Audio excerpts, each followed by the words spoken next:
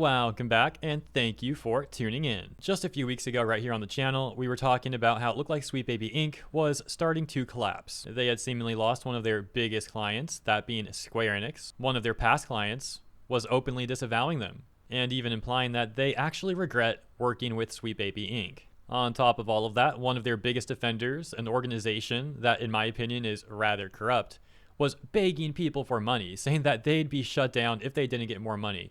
This after they already received hundreds of thousands of dollars of government funding and other donations. So yeah, Sweet Baby Inc. has been taking a lot of hits. And now it looks like they're attempting immense levels of damage control. Just the other day on October 10th, XOXO Festival posted a panel of Sweet Baby Inc. CEO Kim Belair talking about the criticism that Sweet Baby Inc. has received, trying to frame it all as hate and harassment. We'll talk about that some more, and I'll show you some of the highlight areas. First, a little more context on what's happened to Sweet Baby Inc. recently, because I do think that this part is also a factor, and this part's going to be very quick to go over. Hopping over to Sweet Baby Inc.'s website, it looks like they've recently overhauled it and removed the list of clients that used to be there. I don't think it's coincidence that this occurs right after people began talking about how Square Enix was removed from that clients list. In my opinion, there's a high probability that Sweet Baby Inc. has lost even more clients, and they're worried about people also taking notice of that and that potentially impacting their business. So instead, they've actually decided to just hide the entire clients list.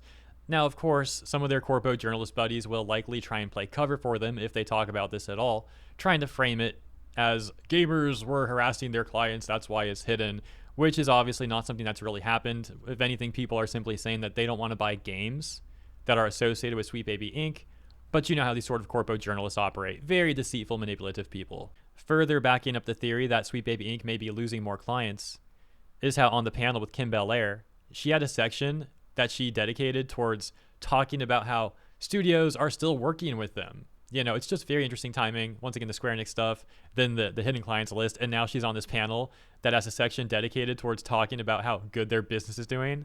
Yeah, X to doubt on that. All this stuff really just comes off like some desperate damage control. And while I don't think Sweet Baby Inc. is going out of business, I do think they've been taking some big hits. It's also important to remember that they're simply one of many consultation firms like this, and that many of them do have ties with each other, whether that's through simple networking, employment, or even funding. And it seems probable that other firms like them are taking a look at how negative things have been getting for SBI, and they're starting to also worry. Anyways, here's some highlights from the panel. So I decided to do a cheeky Google. The Google went bad. I shouldn't have done it because rather than any praise or people going, wow, how did you do it? Or just, hey, a narrative development company, what does that mean? I'm really interested.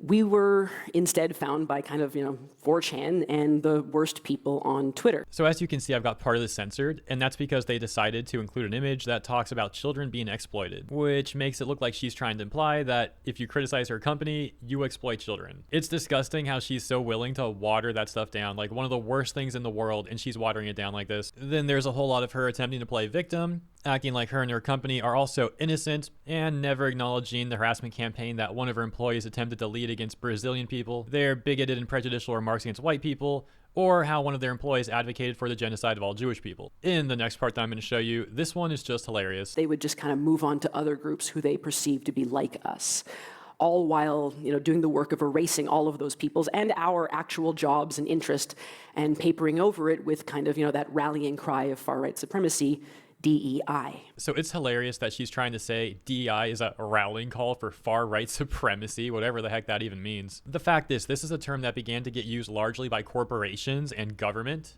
In particular, when corporations would try and deflect criticism towards their corporate greed, they would embrace DEI as some sort of shield for it, acting like they're so socially conscious and morally good.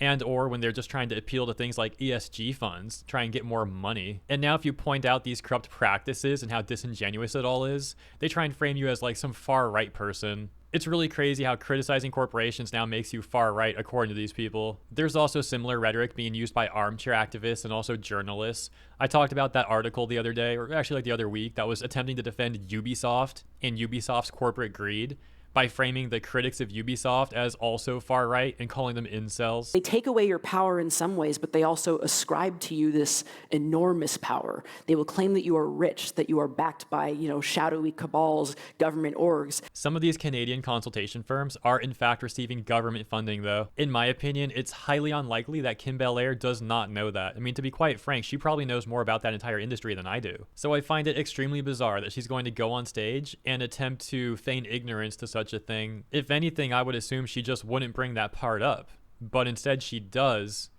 and has this, in my opinion, deceitful framing towards it. Just very odd. There is one thing that Kim Belair said multiple times in that panel though, which I do agree with.